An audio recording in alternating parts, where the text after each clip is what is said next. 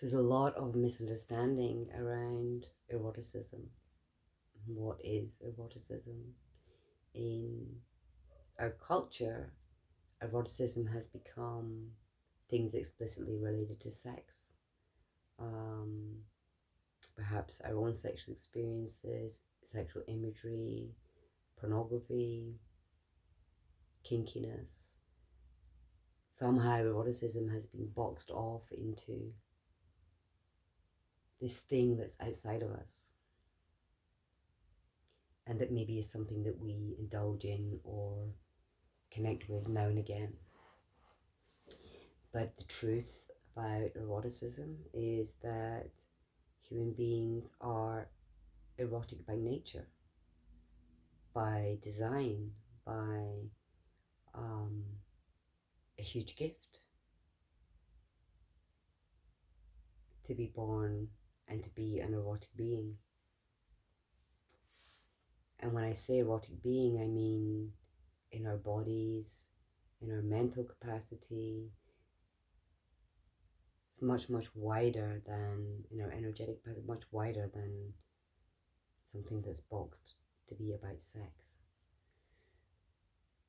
So we're born, we're created with an erotic imprint. Some people may say it's related to our DNA and our cellular makeup. Others may say it comes in and the erotic nature lands in on the soul. We look at babies in the womb, we see fetuses in self-pleasuring. There's a naturalness to eroticism, and it's been made very unnatural or considered to be slightly weird. So the first thing to say is that we are born with an erotic nature. We are erotic beings, and each of us has a different erotic blueprint that we land in with, related to our DNA, related to our soul, related to our lineage perhaps.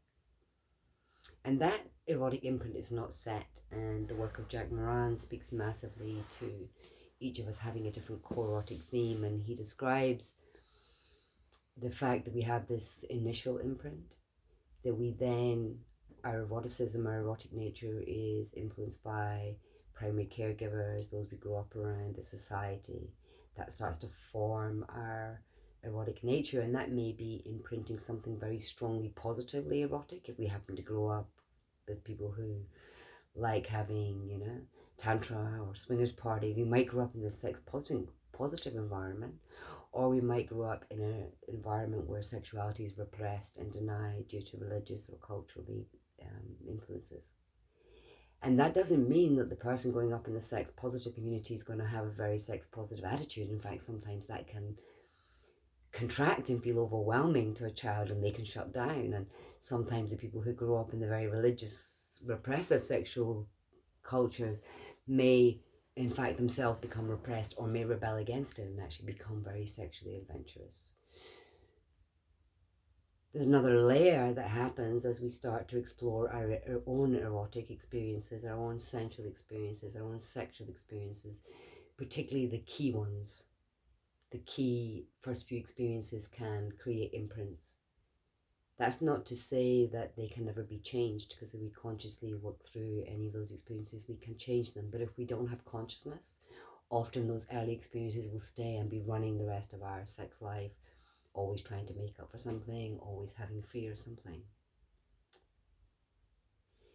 The other piece that then influences us is, what is our mind? What does our erotic mind respond to? What is our turn-ons?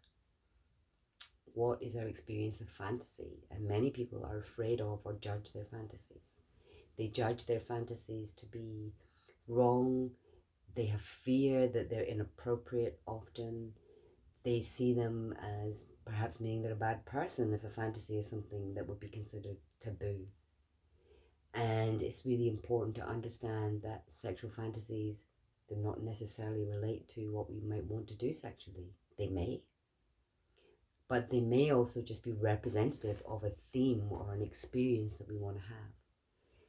And also to know that it's very common for people to have fantasies that, some people would find shocking, like rape fantasies in women, something that is extremely common, and many women feel shame around that, when in fact the vibration of that, the message of that, is usually to do with their desire to feel a deeper level of surrender, or their desire to not be responsible for their own sexual energy, or fear or shame of having sexual energy.